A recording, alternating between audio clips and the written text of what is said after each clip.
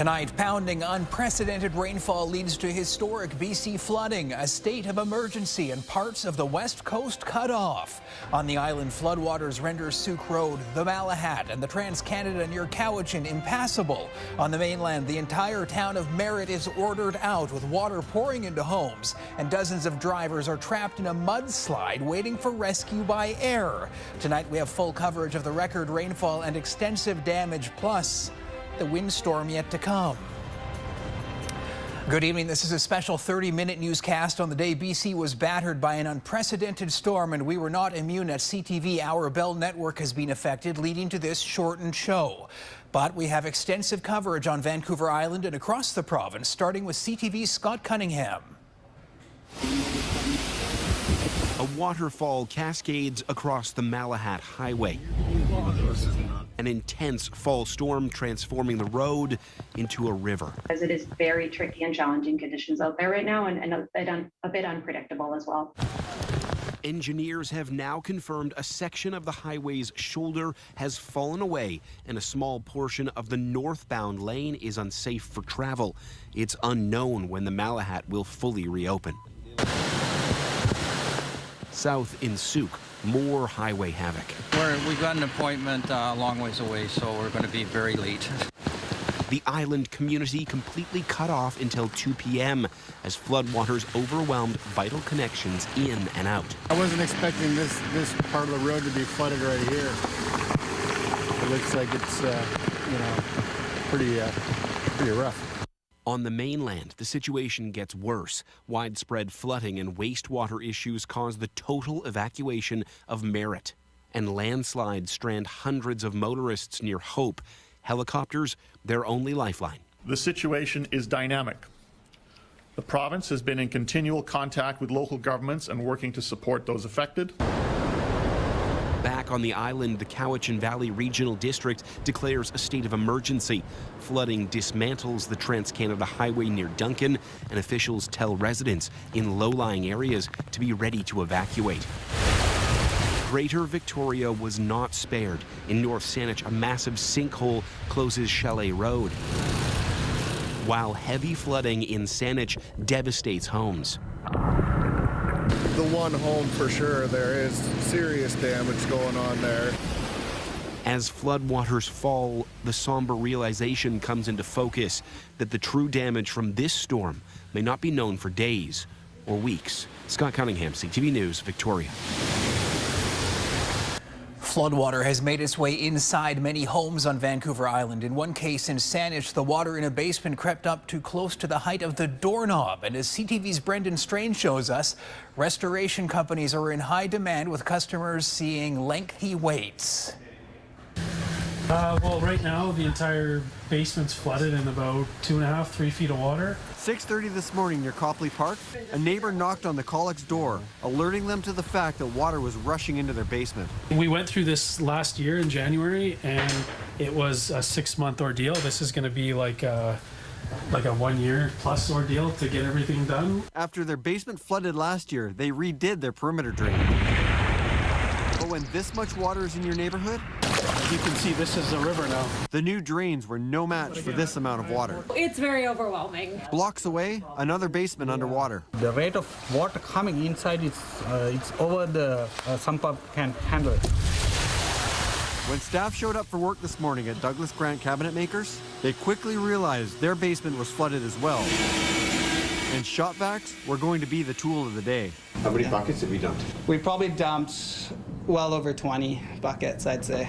At Victoria Drains, the phones were quiet. That's because a power pole came down overnight, cutting power and phone service to the building and landing on 2 of their vehicles in the process. The contractor suspects that there was a grounding issue. You can see where there's an insulator and the pole actually burnt through. Staff were given the morning off until power could be restored to the building. The company is expecting to have a very busy week ahead. Hello, you reached Carter Dennison at Paul Davis. At remediation company Paul Davis in Victoria, the phones have been ringing off the hook and the shelves are emptying as there's been a run on fans and dehumidifiers. I've never seen it this empty. It's definitely, they're flying off the shelves today. Dennison says all remediation companies are swamped right now, so expect to get in the queue.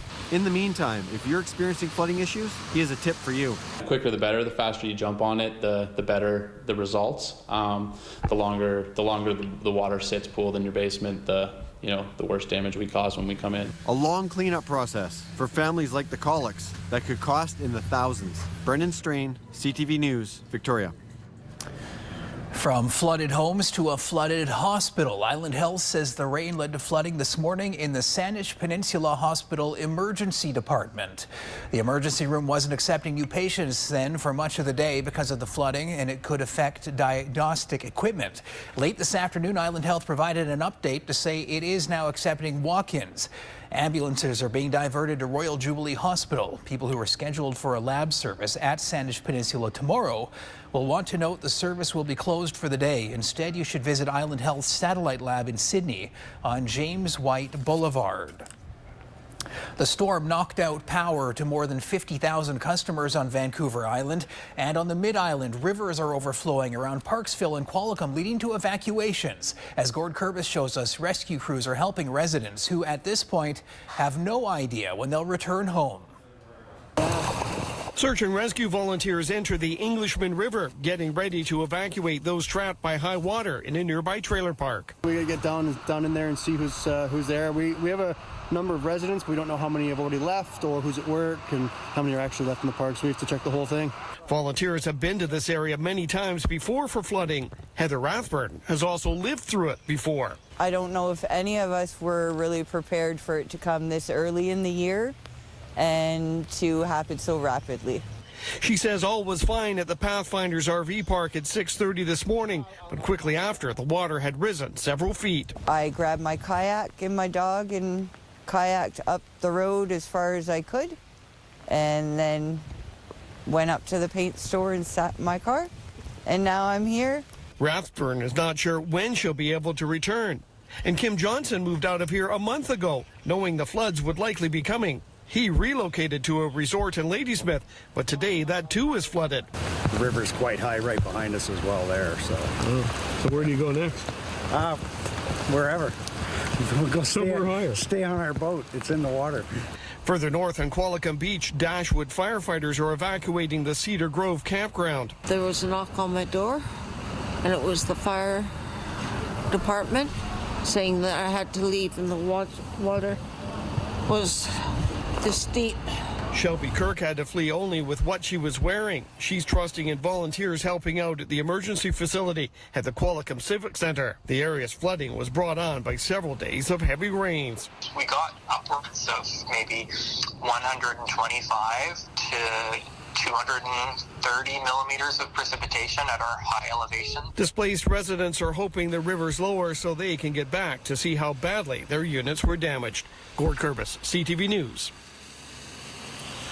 In the interior, an evacuation order has been issued for the entire city of Merritt. That's 7,000 people who are forced from their homes by rising water.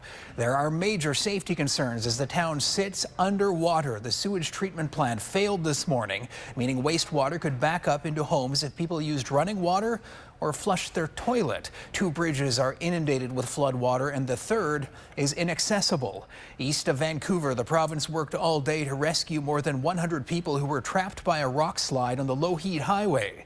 Heavy rain forced people in Abbotsford to leave their homes too. Literally in about 15 minutes, it went from the sides of the streets to the whole street gone, and within an hour it went up to our waist and then up to our shoulders almost in front of our house. Several creeks burst their banks, washing out roads and flooding properties. Some people piled up sandbags in hopes of trying to protect their homes. Late this afternoon, the province shared the latest on its efforts to deal with the flooding and get some of those people to safety. CTV's Anna McMillan joins us now with those details. Anna. Andrew, the province had crews working through the night, and they're still at it and won't be done anytime soon. The public safety minister says Merritt, Princeton, and areas along Highway 799 and the Coquihalla are seeing the worst of the flooding. The province is working with municipalities, setting up 20 emergency operation centers across BC. Search and rescue teams have been in action since early this morning, saving drivers trapped in mudslides, including slides near Hague, Lillooet, and Agassiz. Many people have been airlifted out and are staying in emergency housing. So far, no deaths have been reported.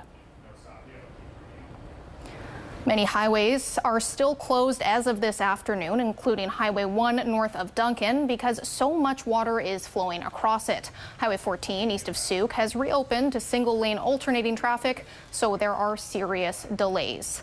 Further rain, heavy wind, and possible snow in some areas are compounding this situation. We do, though, have an improved forecast ahead, which will help floodwaters recede and recovery efforts. Andrew. Anna McMillan reporting live for us tonight.